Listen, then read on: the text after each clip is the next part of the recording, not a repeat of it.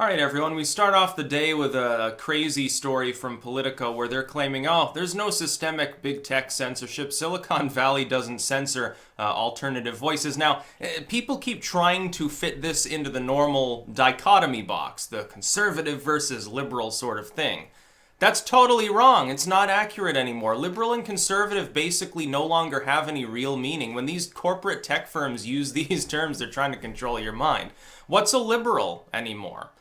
Maher is a liberal. There are some like 90s and 80s era kind of liberal people still within the political or the celebrity arena, but they're few and far between. If you look online, increasingly liberal means either someone who sucks off the jackboots, some total censorship-loving freakazoid who loves drone strikes, who actually wants to give government more power. That's not any kind of recognizable classical liberal. That's not the kind of liberals that existed in the 90s that are like, hey, basically smoke pot and maybe have more food stamps or something, and they chose those as social issues. Or it means someone who is totally bought off and obsessed with wedge issues. Conservative has gone by the wayside too. What do you mean? A populist like in the vein of Trump? Or do you mean an evangelocon? An older style so-called conservative, a neocon opportunist who uses religion as a wedge issue. The fuck do you mean with these points?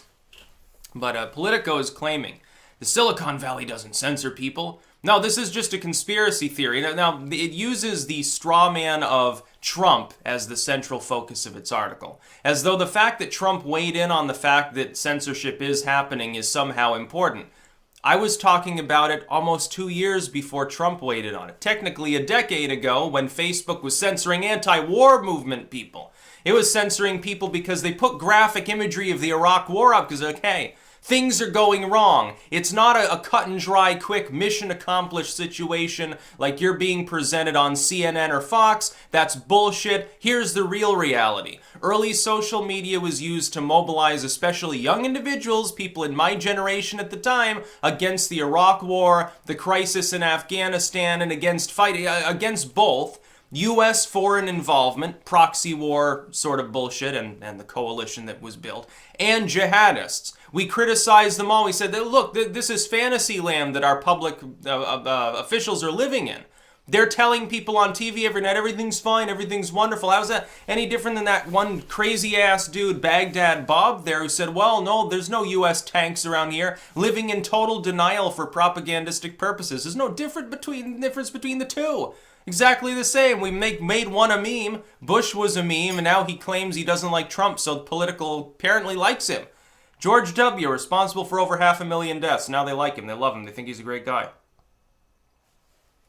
Wonderful person. A great president. Yeah, he was considered an abysmal failure, but then Trump existed, and all of a sudden, etiquette, politics-wise, from the last half century went out the window or some stupid shit. No, Politico is completely wrong.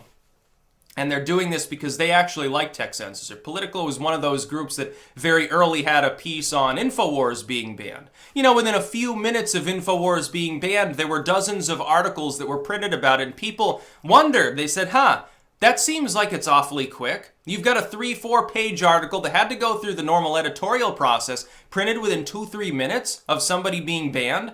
That's rather odd. On the same day, by the way, separate story, they were banned from the Apple Store as well. So now they're the InfoWars app that was like in the top 5 for the Apple Store. Yeah, that's gone too. They've been effectively, Alex Jones and the InfoWars organization have been effectively kicked off of the internet. Effectively, they no longer exist. They get an alt-tech presence. How long will it be before the domain registrars are targeted, or the payment processors, or whatever else, apps and everything else on all of these sites, and they are pressured to kick him off too? How long will it be until fundamentally your site is a pariah if you let Alex Jones exist there at all? Even to the third party level. What about if you just host a story about it? Like, what if you made a YouTube video and you said, yeah, I stand with Alex Jones. I don't think people should be depersoned. Oh, you terrible bigot supporter. Oh, my goodness. We should pressure this person to retract. Or we should pressure sites to, you shouldn't even be able to talk about Alex Jones. Basically disappear him Stalin style. And you started the fire underneath your own feet to the so-called liberals. because censorship doesn't just target one group of people or one person. There is always a slippery slope with it. Once you get comfortable with the idea that an individual or an organization can be muzzled, you have to be comfortable with the idea that anybody can be muzzled. That anybody includes you. But they're too dumb, I guess, to realize this. They call themselves liberals. Oh, yeah, we believe in open-mindedness and tolerance of different viewpoints. Unless it's, anyone that offends us mildly. Instead of just turning off, you used to be the liberal would tell you, if you don't like the song on the radio, fuck you, turn the dial, listen to something else that doesn't offend you, you fucking fragile snowflake. Now they are the fragile snowflakes, trying to deplatform everyone else while at the same time rambling about stuff the conservatives did back in the 90s or the early 2000s, back when they were doing the same thing, and they don't even realize if they looked in the mirror, they'd see George W. Bush leering back at them. They'd see all of these evildoers that they correctly identified as such at the time. So Politico is corporate media. InfoWars is one of their competitors. Believe it or not. So what we've got is a situation where this is after months and months of lobbying by groups like CNN. CNN visibly took the first shot at InfoWars. You'll remember, or actually you probably don't. This fits into the larger story. Nobody even remembers that it happened. Remember when CNN was attacking them in the first place? Literally, I think it was 4 or 5 months ago. They were talking about the YouTube channel that was hosted by InfoWars, and they're like, oh, well, these videos violate guidelines, and look how horrible it is. Like CNN didn't try to dox that one kid for a GIF image. I think it was CNN that did that.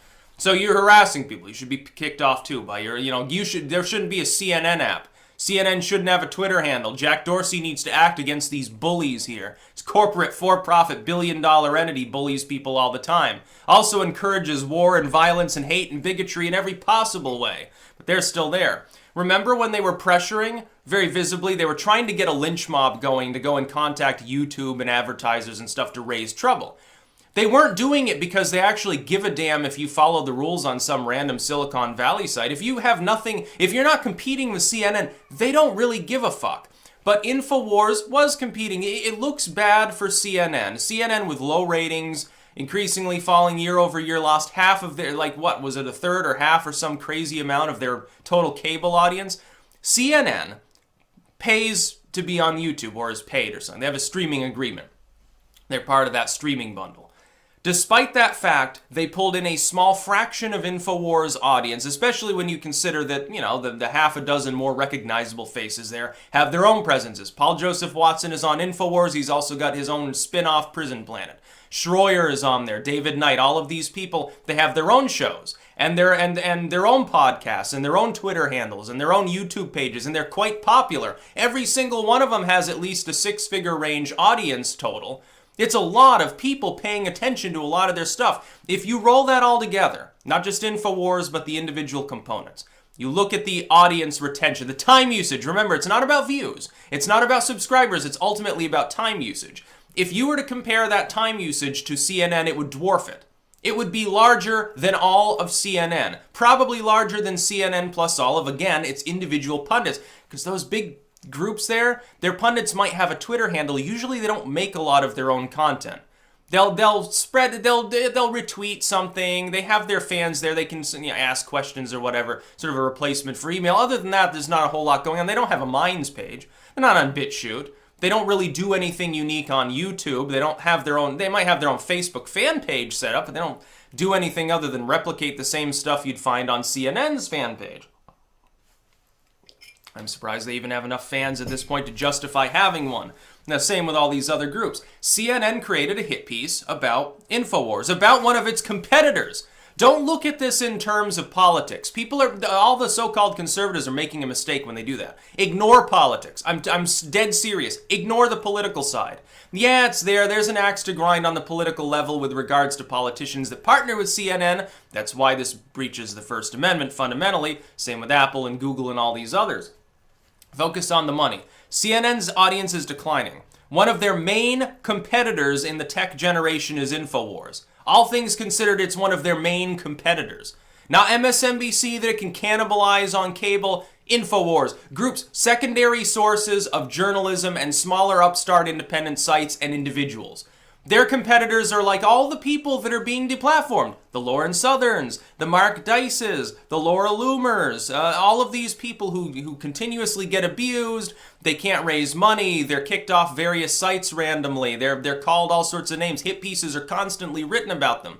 These few dozen organizations and individuals combined have more audience than the entire cable legacy media. They probably have an audience more comparable to any dozen randomly chosen large former newsprint, now mainly tech sites like the New York Times and Atlantic, LA Times, these groups, which oddly enough themselves dwarf a group like CNN, all things considered.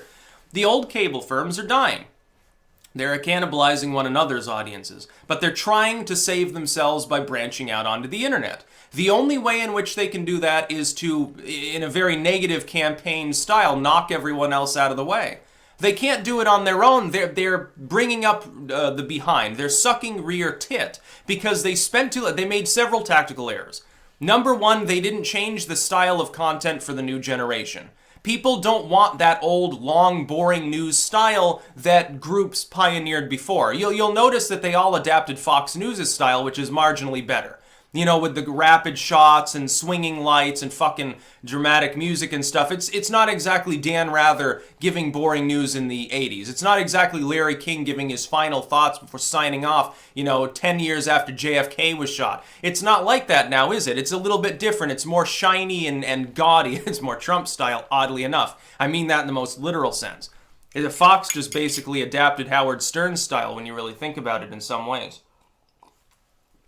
That's what happened. But they're still losing.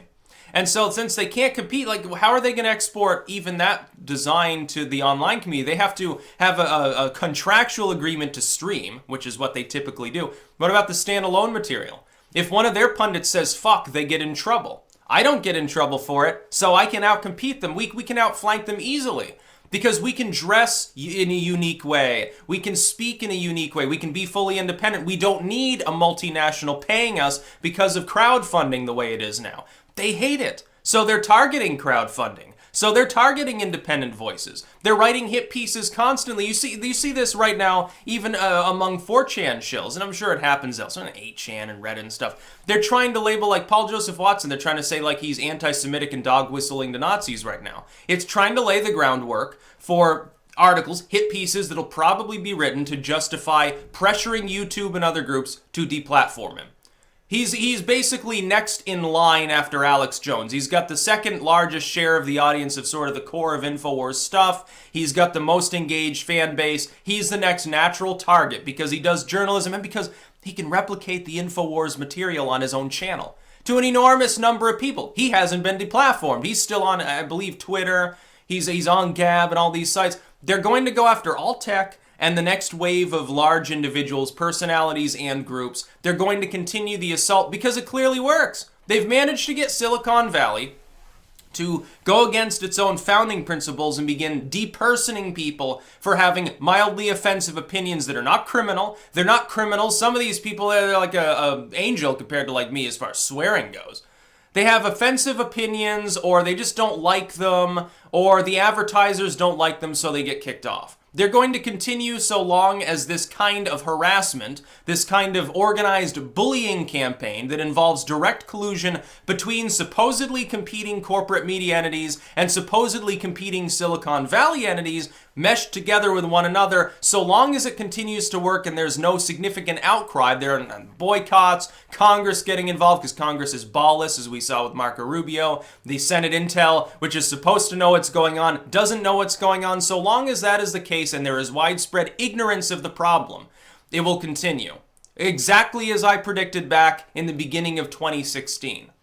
More than 2 years ago, I predicted exactly what's happening now. I told people countermeasures that could be used. Only now are people adopting them. Now we can begin fighting back. We need to stand together. We need to stop attacking one another and focus on the bear chasing us rather than swatting a few mosquitoes. We've stop self-censoring. Do not be afraid. We've got collectively a much bigger, much more engaged, far younger and activistic audience. We've got alt tech. We need to defend it. We need to build our own banking system. Collectively, we have the audience. We have the money-raising capability to build our own fucking internet, and yet nobody's really, we're just diddling around with some independent alt tech firms that sometimes get dragged into sideways arguments, like when Gab is insulting someone that's insulting them. It's not helpful. It's not going to work either. Trust me, the spin machine of the corporate media may now be smaller than alt media, but they're doing their best to try to convince people that you shouldn't be able to make a living or have a website. Don't give in to your natural inclinations. Fucking ignore them. If we stand together and we condemn every instance of deplatforming, we eventually win. Eventually, people will realize that the face of the alt media are a bunch of independent individuals who have not lost track of the truth of what free speech means. It's not just a piece of paper happens to have a First Amendment scribbled on it. It's much more than that. It's a spirit. It's an idea, it's an ideology. The concept of free speech, press, and expression goes beyond simply the legalistic and into the founding spirit of the entirety of Western civilization. If we give it up, we've got one fundamental question to ask. This is the only question we need to ask a la this whole thing with regards to our society. Do we want a society in which people are capable of expressing themselves, or do we think that multi-billion-dollar corporations, which have ties to our own government, should be able to circumvent the First and Fourth Amendments as well as the concept of equal protection and prevent people from interacting with one another? Do we believe that people who have not otherwise broken any law nor done anything substantially wrong should be disappeared from the entire face of modern human communication because of their political beliefs? That's the only question that we need to answer. I think that the answer is self-evident. That's about all. Peace out.